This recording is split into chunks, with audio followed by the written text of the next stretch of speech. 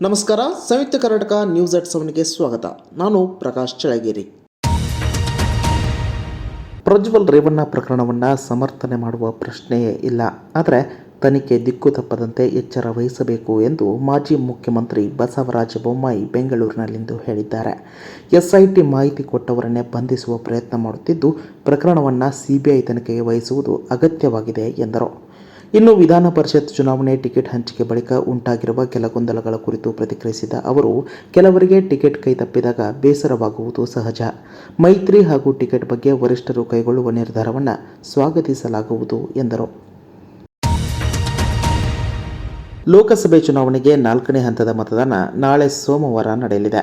9 ರಾಜ್ಯಗಳು, 1 ಕೇಂದ್ರಾಡಳಿತ ಪ್ರದೇಶಗಳ 96 ಕ್ಷೇತ್ರಗಳಲ್ಲಿ ಮತದಾನ ನಡೆಯಲಿದ್ದು, 4ನೇ ಹಂತದಲ್ಲಿ ಆಂಧ್ರಪ್ರದೇಶದ 25, ಬಿಹಾರ 5, ಜಮ್ಮು ಕಾಶ್ಮೀರ 1, ಜಾರ್ಖಂಡ್ 4, ಮಧ್ಯಪ್ರದೇಶ 8, ಮಹಾರಾಷ್ಟ್ರ 11, ಒಡಿಶಾ 4, ತೆಲಂಗಾಣ 17, ಉತ್ತರ ಪ್ರದೇಶ 13 ಹಾಗೂ ಪಶ್ಚಿಮ ಬಂಗಾಳದ 8 ಕ್ಷೇತ್ರಗಳಿಗೆ ಚುನಾವಣೆ ನಡೆಯಲಿದೆ. ಇನ್ನು ನಾಳೆಯೇ ಆಂಧ್ರಪ್ರದೇಶದ 175 ವಿಧಾನಸಭೆ ಕ್ಷೇತ್ರಗಳಲ್ಲಿ ಒಂದೇ ಹಂತದಲ್ಲಿ ಮತದಾನ ನಡೆಯಲಿದೆ. ಜೂನ್ 3ರಂದು ನಡೆಯಲಿರುವ ವಿಧಾನ ಪರಿಷತ್ ಚುನಾವಣೆಗೆ ಬಿಜೆಪಿ ತನ್ನ ಅಭ್ಯರ್ಥಿಗಳ ಪಟ್ಟಿಯನ್ನು ಪ್ರಕಟಿಸಿದೆ. ವಿಧಾನ ಪರಿಷತ್ನ 6 ಕ್ಷೇತ್ರಗಳ ಪೈಕಿ 1 ಕ್ಷೇತ್ರವನ್ನು ಮಿತ್ರ ಪಕ್ಷ ಜೆಡಿಎಸ್ಗೆ ಬಿಜೆಪಿ ಬಿಟ್ಟುಕೊಟ್ಟಿದೆ. ವಿಧಾನ ಪರಿಷತ್ನ ನೈಋತ್ಯ ಶಿಕ್ಷಕರ ಕ್ಷೇತ್ರದಲ್ಲಿ ಜೆಡಿಎಸ್ ಸ್ಪರ್ಧೆ ಮಾಡಲಿದೆ.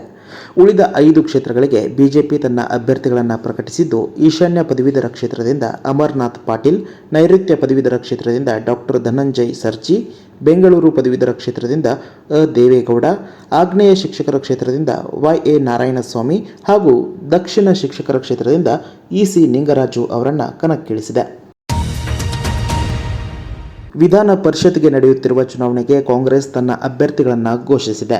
ನೈಋತ್ಯ ಶಿಕ್ಷಕರ ಕ್ಷೇತ್ರದಿಂದ ಕೆ. ಮಂಜುನಾಥ್ ಕುಮಾರ್, ದಕ್ಷಿಣ ಶಿಕ್ಷಕರ ಕ್ಷೇತ್ರದಿಂದ ಮರಿತಿಬ್ಬೇಗೌಡ, ನೈಋತ್ಯ ಪದವೀಧರ ಕ್ಷೇತ್ರದಿಂದ ಆಯನೂರು ಮಂಜುನಾಥ್ ಹಾಗೂ ಈಶಾನ್ಯ ಪದವೀಧರ ಕ್ಷೇತ್ರದಿಂದ ಡಾಕ್ಟರ್ ಚಂದ್ರಶೇಖರ್ ಪಾಟೀಲ್ ಅವರಿಗೆ ಡಿಸಿಎಂ ಡಿಕೆ ಶಿವಕುಮಾರ್ ಅವರು ಪಕ್ಷದ ಕಚೇರಿಯಲ್ಲಿ ಬಿ ಫಾರ್ಮ್ ನೀಡಿದ್ದಾರೆ. ಇನ್ನು ಆಗ್ನೇಯ ಶಿಕ್ಷಕರ ಕ್ಷೇತ್ರದಿಂದ ಟಿ.ಡಿ. ಶ್ರೀನಿವಾಸ್, ಬೆಂಗಳೂರು ಪದವೀಧರ ಕ್ಷೇತ್ರದಿಂದ ರಾಮೋಜಿ ಕಣಕ್ಕಿಳಿದಿದ್ದಾರೆ. ಆಮ್ ಆದ್ಮಿ 2024ರ ಲೋಕಸಭಾ ಚುನಾವಣೆಯಲ್ಲಿ ಗೆದ್ದರೆ 10 ಗ್ಯಾರಂಟಿಗಳನ್ನು ಜಾರಿಗೊಳಿಸಲಾಗುವುದು ಎಂದು ದೆಹಲಿ ಮುಖ್ಯಮಂತ್ರಿ ಅರವಿಂದ್ ಕೇಜ್ರಿವಾಲ್ ಭರವಸೆ ನೀಡಿದ್ದಾರೆ. ದೇಶಾದ್ಯಂತ ಉಚಿತ ವಿದ್ಯುತ್ ಸೇರಿದಂತೆ 10 ಗ್ಯಾರಂಟಿಗಳನ್ನು ಜಾರಿಗೆ ತರಲಾಗುವುದು ಎಂದಿದೆ. ವಿಶ್ವ ದರ್ಜೆಯ ಸರ್ಕಾರಿ ಶಾಲೆ ಹಾಗೂ ಎಲ್ಲ ಮಕ್ಕಳಿಗೆ ಉಚಿತ ಶಿಕ್ಷಣ, ದೇಶದ ಪ್ರತಿ ಜಿಲ್ಲೆಯಲ್ಲೂ ವಿಶ್ವ ದರ್ಜೆಯ ಮಲ್ಟಿ ಸ್ಪೆಷಾಲಿಟಿ ಆಸ್ಪತ್ರೆ ಮತ್ತು ಪ್ರತಿ ಗ್ರಾಮ ಮತ್ತು ಪ್ರದೇಶದಲ್ಲಿ ಮೊಹಲ್ಲಾ ಕ್ಲಿನಿಕ್, ಚೀನಾ ಆಕ್ರಮಿತ ಭೂಮಿ ಪಡೆಯಲು ಸೇನೆಗೆ ಸಂಪೂರ್ಣ ಸ್ವಾತಂತ್ರ್ಯ, ರೈತರ ಬೆಳೆಗಳಿಗೆ ಸಂಪೂರ್ಣ ಬೆಲೆ, 1 ವರ್ಷದಲ್ಲಿ 2 ಕೋಟಿ ಉದ್ಯೋಗ, ಜಿಎಸ್ಟಿ ತೆರವು ಸೇರಿದಂತೆ 10 ಗ್ಯಾರಂಟಿಗಳನ್ನು ಘೋಷಿಸಿದ್ದಾರೆ. 10 गारंटी क्या है, मैं एक एक करके बताता हूं. सबसे पहली गारंटी है, देश के अंदर 24 घंटे बिजली का इंतजाम करेंगे. कैसे करेंगे? हमारे देश में 3 लाख मेगावाट बिजली प्रोड्यूस करने की क्षमता है, कैपेसिटी है. देश की पीक डिमांड, गर्मियों के अंदर पीक डिमांड देश की सबसे ज्यादा डिमांड होती है 2 लाख मेगावाट. तो आज हमारा देश जितनी बिजली पैदा कर रहा है, पैदा कर सकता है, जितनी डिमांड है उससे कहीं ज्यादा बिजली पैदा करने की हमारी क्षमता है. लेकिन मेरे घर के अंदर फिर भी पावर कट लग रहे हैं. क्यों? मैनेजमेंट खराब है.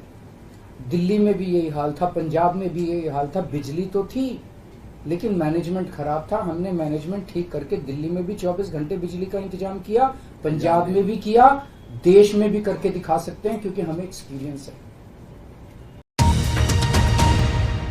ಪಶ್ಚಿಮ ಬಂಗಾಳದ ಹೂಗ್ಲಿಯಲ್ಲಿ ನಡೆದ ಸಾರ್ವಜನಿಕ ಸಭೆಯಲ್ಲಿ ಪ್ರಧಾನಿ ನರೇಂದ್ರ ಮೋದಿ ಅವರು ತಮ್ಮ ತಾಯಿ ಹೀರಾಬೆನ್ ಅವರ ಭಾವಚಿತ್ರವನ್ನು ಉಡುಗೊರೆಯಾಗಿ ಸ್ವೀಕರಿಸಿದ್ದಾರೆ.